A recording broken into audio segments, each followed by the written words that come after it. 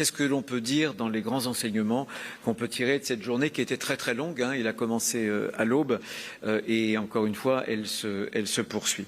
D'abord peut-être la mise en échec de celles et ceux qui voulaient bloquer le pays.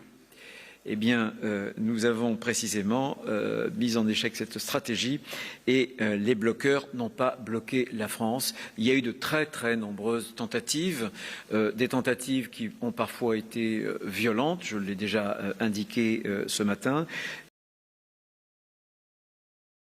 Nos forces de l'ordre ont été très très réactives et ont justement empêché le blocage du pays à travers des actions qui ont été réparties sur l'ensemble du territoire et à travers des actions justement sporadiques qui parfois ont revêtu un aspect très violent. Donc,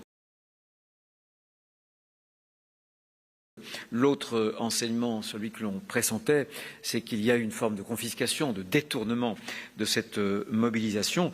Il y a des compatriotes qui ont une colère, des fins de mois difficiles qui peuvent légitimement exprimer, mais on voit bien qu'il y a eu ce détournement, notamment par la mouvance d'extrême gauche et d'ultra-gauche.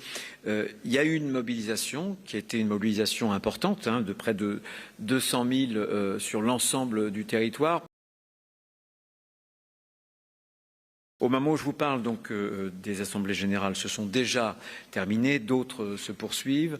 Un certain nombre de cortèges, de rassemblements n'ont pas été totalement disloqués, donc on est très mobilisé, on reste extrêmement prudent, très vigilant et nous verrons dans les heures à venir les consignes qui auront été données pour envisager d'éventuelles poursuites de ce mouvement.